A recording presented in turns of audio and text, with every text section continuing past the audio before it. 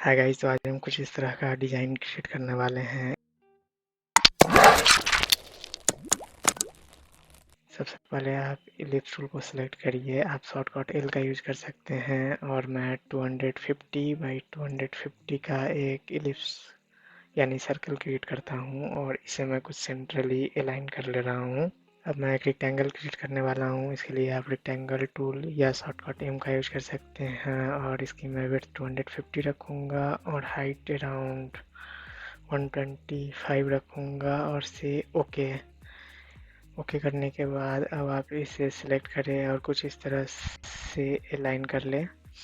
Align करने के बाद अब आप फ्री ट्रांसफॉर्मेशन टूल को सिलेक्ट करके पर्सपेक्टिव डिस्टॉर्ट को सिलेक्ट करेंगे और इस पॉइंट को कुछ इस तरह से अरेंज कर लेंगे।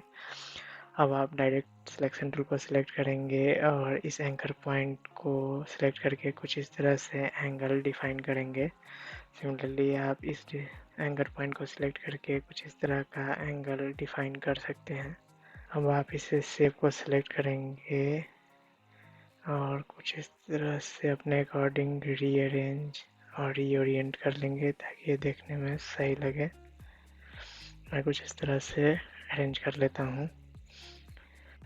अल्ट के साथ अब आप इसका एक डुप्लीकेट क्रिएट करिए और शिफ्ट के साथ आप इससे रीस्केल कर सकते हैं। रीस्केल करके कुछ इस तरह से रीअरेंज कर लीजिए।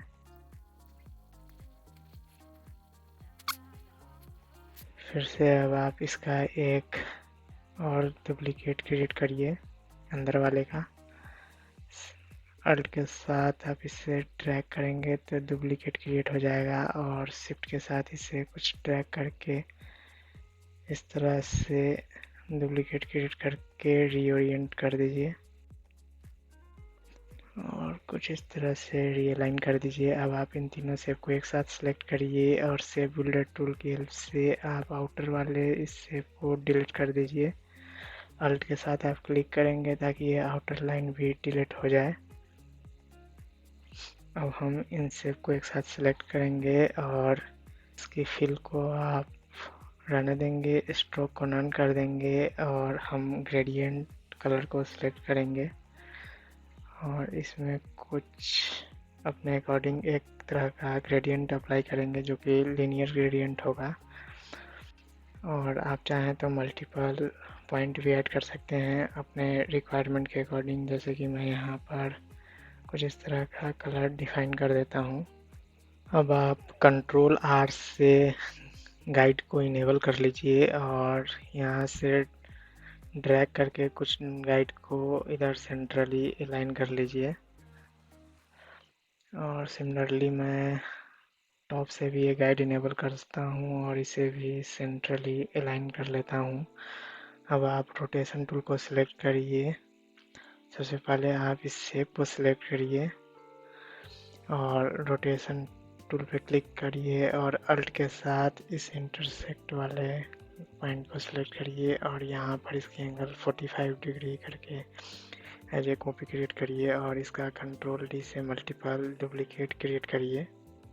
अब आप इस शेप को सिलेक्ट करिए और अल्ट के साथ इसका एक डुप्लीकेट क्रिएट करिए और शिफ्ट के साथ आप इसे रीस्केल कर लीजिए अपने अकॉर्डिंग कुछ इस तरह से और फिर से इस ग्रेडियंट वाले ऑप्शन पे जाइए और इसकी ग्रेडियंट को रेडियल ग्रेडियंट में कन्वर्ट करके आप चाहें तो इसकी जो प्रोफाइल है वो रिवर्स कर सकते हैं और कुछ ऐसा इफेक्ट क्रिएट हो जाएगा। सिमिलरली आप इस शेप को सिलेक्ट करिए और इसकी ग्रेडियंट को चेंज करके आप दूसरे कलर का कर सकते हैं। जैसे कि मान लीजिए कि मैं कुछ इस तरह का ग्रेडियंट कर दे रहा हूँ इस केस में, समथिंग लाइक दिस।